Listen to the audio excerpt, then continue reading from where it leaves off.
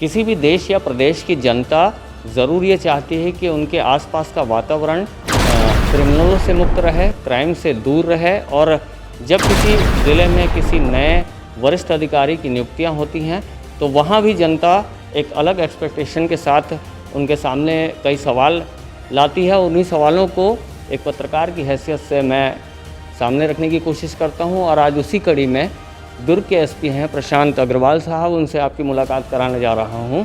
IPS हैं और लगातार क्राइम और क्रिमिनल्स के खिलाफ लगातार काम करते आ रहे हैं। सर, दुर्ग की जो तासीर है आपने देखी होगी या एनालिसिस किया होगा, उसके मुताबिक आपको दुर्ग किस पैरामीटर पर दिखता है कि आज किस स्टेटस पे दुर्ग खड़ा है क्राइम क्रिमिनल्स को कंट्रोल करने के लिए, और आगे कहाँ तक ले जाने की ज़रूरत है? अभी तो it will be too early to say, अभी मैं असेस कर ही रहा हूँ और जो इश्यूज़ हैं यहाँ पे उसको, जो भी क्राइम है अभी की स्थिति में उसको और कम करने की कोशिश मेरी रहेगी।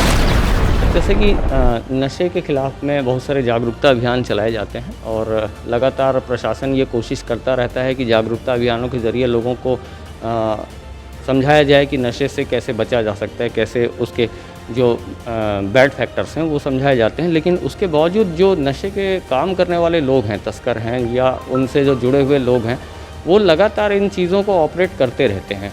तो एक तरफ समझाइश भी ज़रूरी है, दूसरी तरफ ऐसे लोगों के खिलाफ सख्ती भी ज़रूरी है। तो उस सख्ती के लिए नए सिरे से क्या प्लान होगा? नहीं, बिल्कुल, जो नशा बहुत इम्पॉर्टेंट फैक्टर है क्राइम से रिलेटेड, और जहाँ पे नशीले लोग जो नशे का इस्तेमाल करते हैं वो लोग क्राइम भी कहीं ना कहीं करते हैं। तो हमारी कोशिश रहेगी कि नशे के से रिलेटेड जो भी काम है, नशे का जो भी कारोबार करने वाले लोग हैं, उस पर हम लोग सख्ती से कार्रवाई करें।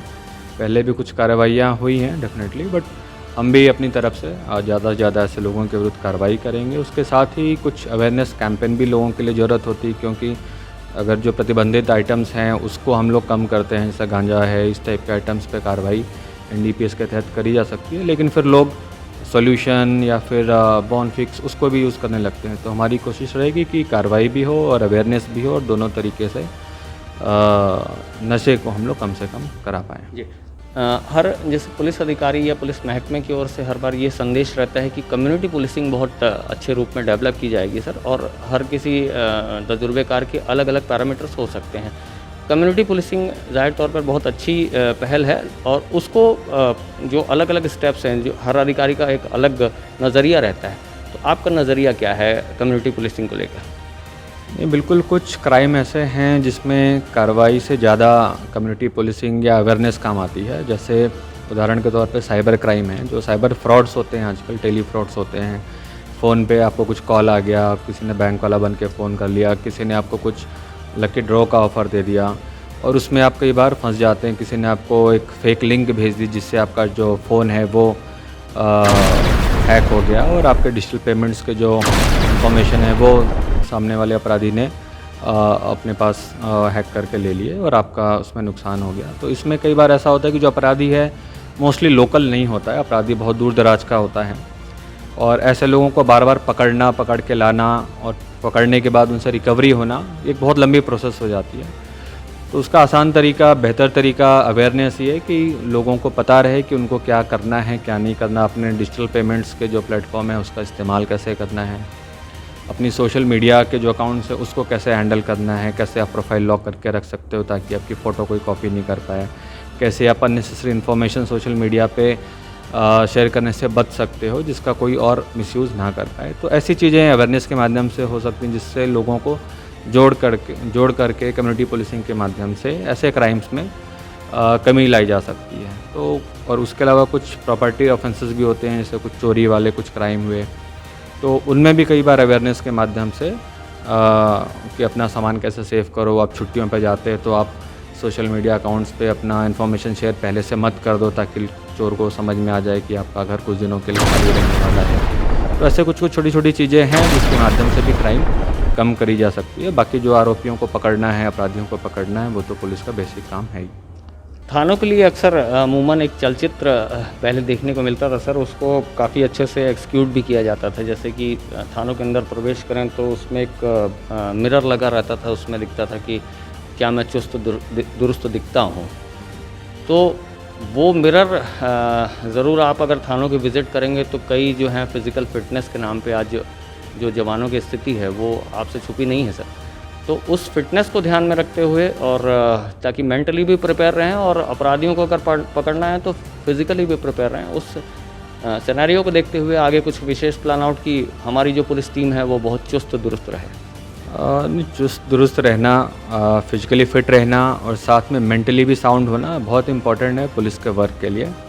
और इस पे भी हम डेफिनेटली हम लोग और काम करेंगे। कई सारे जो पुलिस के लड़के हैं, पुलिस में भी जिम भी यहाँ पर एक अच्छी खुली है और भी संसाधन पुलिस के लिए जवानों के लिए उपलब्ध कराए जा रहे हैं और इस पे भी हम लोग और काम करेंगे कि उनका और फिटनेस फिजिकल और मेंटल दोनों बेहतर रह सके। एक अंतिम और बड़ा सवाल है सर, जैसे कि थानों में जो ये बात कही जाती है कि जो भी फरियादी आए उससे आपको बहुत पॉजिटिव वे में उसको लेना है, उसको जितनी मदद हो सके उसके लिए जितना आपको शिथिल होकर आपको विनम्र होकर उनके साथ स्वभाव पेश आना है। तो जनरली ये देखने को मिलता है कि सर जो फरियादी है वो इसी बात से उनको तकलीफ़ रहती है कि पुलिस के जो महकमे के जो निचले पायदान पे लोग हैं वो उनकी सहायता उस तरीके से नहीं कर पाते।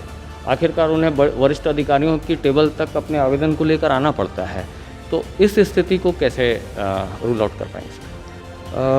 ये वाली जो बात है, इसमें ऐसा है कि बहुत सारे लोगों को थाना कैटर करता है, बहुत सारे लोगों की कंप्लेंट सुनता है, बहुत सारे लोगों के काम वहाँ पर होते भी हैं। हमारे पास कुछ एक लोग जो डिससेटिस्फाइड होते हैं वो आते हैं और हम लोग उनको भी सेटिस्फाई करने की, उनका भी काम कराने की कोशिश करते हैं। तो ये एक लगातार इम्प्रूवमेंट कराने वाली प्रक्रिया है जो जिस पे और बेहतर काम करने के लिए हम लोग भी कोशिश करेंगे। एक अंतिम सवाल और जोड़ दे रहा हूँ सर, जो दुर्ग ज़िला है वो लगातार कई सालों से अपराधियों की अपराध करने का एक बड़ा गढ़ रहा है। यहाँ इंटर स्टेट भी अपराधियों का एक बड़ा गढ़ रहा है। गाड़ियाँ चोरी से लेके, घरों में चोरी से लेके, चैन स्नैचिंग से लेके, लूट से लेके, अपहरण से लेके, नरबली से लेके, ये तमाम तरह की घटनाएं हुई हैं और अमूमन हत्या के प्रकरण तो 2, 4, 5 दिन में देखने को मिल ही जाते हैं। तो इस तरह के जो बड़े गैंगस्टर हैं सर, यहाँ ज़मीन के भी, लैंड के भी जो फ्रॉड्स होते हैं वो बहुत बड़े पैमाने पे हैं, चिटफंड के भी मामले हैं। तो इन सब को देखते हुए सर जो बड़ी प्लानिंग है, आर्थिक अपराध शाखा की एक ज़रूरत भी महसूस की जा रही है ताकि सर जैसे जो पूर्व के अधिकारी थे आर्थिक अपराध शाखा के लिए विशेष विंग बनाया करते थे। तो इन सब को देखते हुए सर जो बड़ा पैरामीटर है वो क्या रहे? जो क्राइम है, कई सारे क्राइम का जेनेसिस अलग अलग रहता है। कई मर्डर्स ऐसे होते हैं जिसमें फैमिली इशू रहते हैं, पड़ोसियों से कुछ विवाद हुआ रहता है, रिश्तेदारों के बीच में होता है, जान पहचान वाले होते हैं, कई बार आवेश में आकर के कोई हत्या हो जाती है। तो एक इस तरीके के मर्डर्स होते हैं और कुछ मर्डर होते हैं जो ज़्यादा गंभीर किस्म के हैं कि कुछ लूट करने के नाम से, वैसे नाम पे कुछ मर्डर हुए। तो हर एक तरीके के लिए अलग अलग स्ट्रेटजी रहती है और जो अपराध हैं, ऑर्गेनाइज्ड क्राइम टाइप के यदि कुछ अपराध हैं, यदि वैसे कुछ गैंग है तो निश्चय ही उनके ऊपर भी हम लोग वर्क करके काम करेंगे। प्रशांत अग्रवाल साहब थे, दुर्ग एसपी साहब हैं और अभी इन्होंने कमान संभाली है दुर्ग ज़िले की और आगे साफ तौर पर ये कहा जा रहा है कि क्रिमिनल से सख्ती से निपटा जाएगा। जो थाने की पुलिसिंग है और जो निचले ग्राउंड लेवल पे जो पुलिसिंग होती है उसको दुरुस्त किया जाएगा। साथ ही क्राइम और क्रिमिनल के जो उसको चेकआउट करने के लिए, उसको दबोचने के लिए, उसको पकड़ने के लिए, उसको नेस्तो नाबूद करने के लिए जो भी प्लानिंग बन सके वो बनाई जाएगी। नेशन फर्स्ट ABK न्यूज़ के लिए छत्तीसगढ़ के दुर्ग जिले से मैं हूँ शशिकांत तिवारी।